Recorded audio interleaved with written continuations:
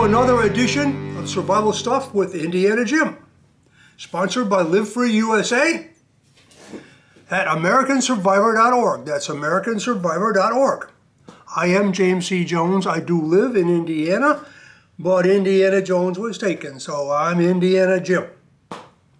Live Free USA is America's oldest and most respected survival organization, established back in 1968 to promote and educate for personal preparedness, survival training in America, and family preparedness for emergencies.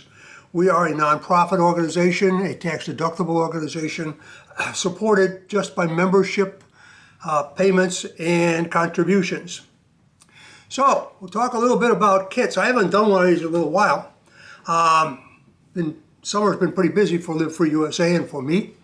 We're going to talk a little bit about survival kits, but mainly about the survival micro kit, which is something that goes way back to the beginning of survivalism, back even before the organization, back in the late 50s, early 60s, when nobody had ever heard of preppers or survivalists or anything like that. I don't like either of those names, actually. I call myself a self-reliance practitioner. But anyhow, back in those days, you couldn't buy a survival kit. Nobody would know what the heck you were talking about if you talked about a survival kit or a bug out bag or any of those kind of things that just were not in common language at all out there. In fact, we've seen quite a few words that we started to develop that are now in the dictionary that weren't back then. So anyhow, you're all familiar with the survival pack, and I don't do survival packs, and the reason I don't do survival packs is because everybody else does them. So I do a lot of PowerPoint presentations, a lot of lectures, a lot of classes. I've written some articles related to packs, but generally I figure everybody else does it. It's really easy to just take all your stuff out of your pack and, oh, this is this and this. I can do better stuff than that. So at any rate, that's not what I do.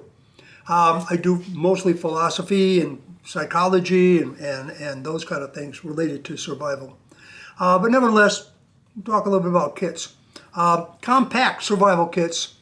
These are usually things you can put on your belt. It can be a fanny pack.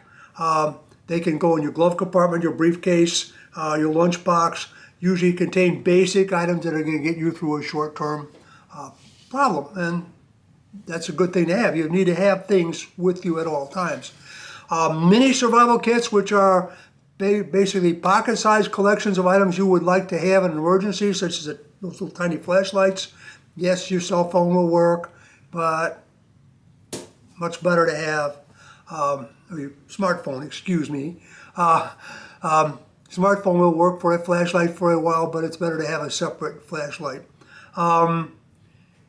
Matches, of course, whistles can be of value in an emergency, those kind of things that you have with you all the time. Of course, a little knife if it's safe to carry. Storm kits, which are things that when you go out, I don't care when you go out in the woods or out in the wilderness, you always need to have a storm kit, which is a rain poncho, so some plastic sheeting, one of those survival blankets, may have some other things, to survive a storm. But today we're going to talk about the micro kit. And the micro kit was just something we developed back in those days. There were no prepared survival kits, and most of the items that were out there were designed for the Army, which meant they come in a truck. So that wasn't really practical. So what do we have around the house? What kind of items can we use to make little survival kits that we can have with us at all times? Because remember, it's not what you have, it's what you have with you that counts in an emergency. So, based on that, we put together what we call the micro kit.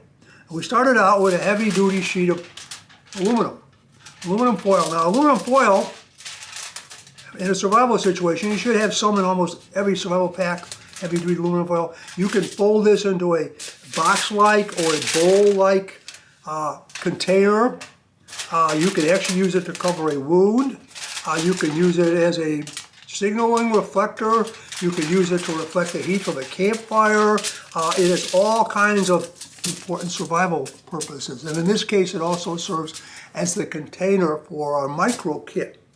Now inside of that aluminum foil, back in those days when we made our little micro kits, we would put a sheet.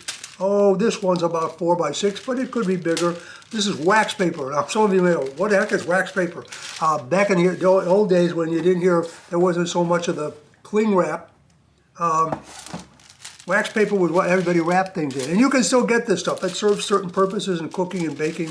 But it was intended to go in the kit basically as an auxiliary fire starter, so you could light this, because you don't, sometimes everything is damp.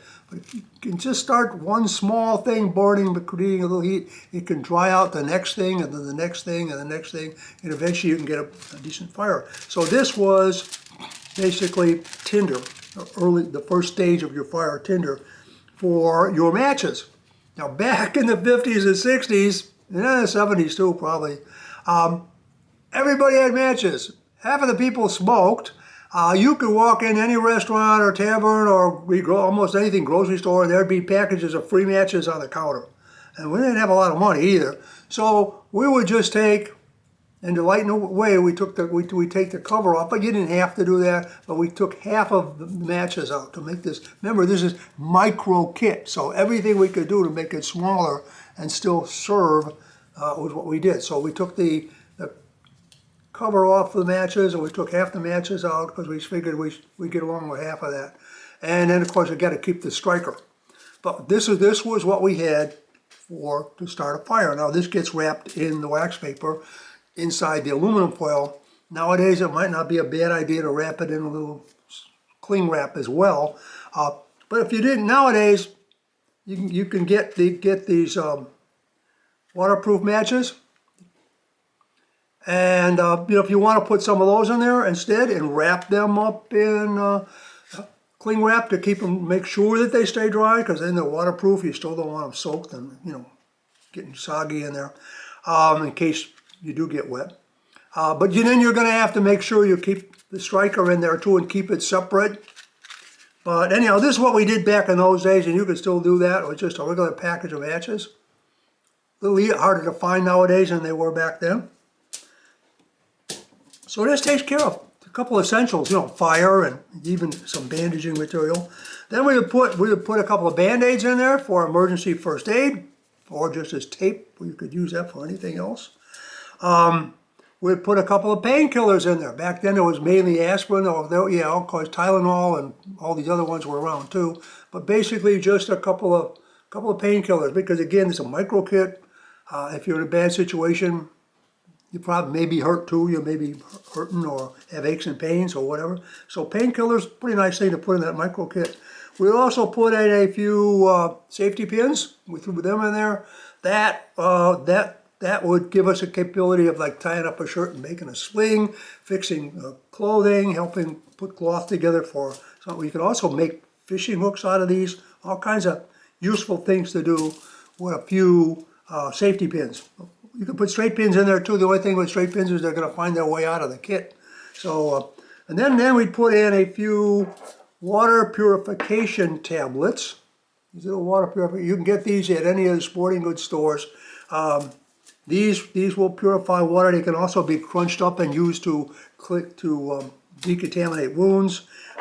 So you can buy one of these little bottles, and they got lots and lots of water purification tablets inside. They also have Army surplus available. Then we threw in a couple of packages of sugar, because you're going to need energy. You're going to need, in an emergency, you're going to need energy. Your adrenaline's going to get going. You're going to need a little bit of energy. It might get you through a cold winter's night or whatever. So we throw in a couple of these little sugar packets.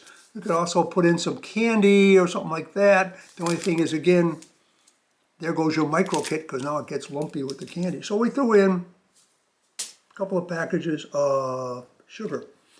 Then we would either put in some wire, some thin, like not quite piano wire, but picture hanging wire. You can make snares out of this. You can do repairs with this. There's all kinds of useful things, and that's one of those 5 C's of survival cordage. Or you could even make fishing, do fishing with that, and make the pins into fishing fish hooks. So there's all kinds of useful things you can do with the wire. Or you could use cordage, like fine string, which again you can use to tie bandages on, you can use to help construct a shelter, all kinds of nice useful things you can do with that. So we put all that in that micro kit. Of course, the main, one of the important things that we put in there is a razor blade, a single edge razor blade. You can get these at the hardware store. They go in box cutters, they go in scrapers, those kind of things. A single edge. Back in those days, actually, this went in, to shave. There were still people using these back in those days to shave before they came out with these newer plastic razors. So, but anyhow, you want to get these. You want to get some of these. You want, of course, you want to put it in a little protector, like a heavy-duty piece of cardboard, so that it doesn't cut its way right out of the kit. And now, what you can do is you can fold all this aluminum foil and everything else into a nice tight package that's about 2.5 inches by 4 inches, depending on where you want to put this. But you can put all these nice survival items in the micro kit into a little package like this, and it will fit in any pocket. It will fit in your pants pocket, fit back of your backup kit. You can stash them around your office or anywhere else that you are likely to find yourself. If you want to make it a little more protected, you can put it in one of those small sandwich bags and seal it up tight, or you can wrap it in the cling wrap that I mentioned. But anyhow, this is just a little micro kit, little handy thing to do. You can make them as gifts and give them to your friends and start them on their road to self-reliance and survival. So anyhow, that's the micro kit back from the 50s and 60s, in the early days of survival and preparedness, things that we made back in those days. So, till next time, this is Indiana Jim for Life and Freedom. Stay safe out there.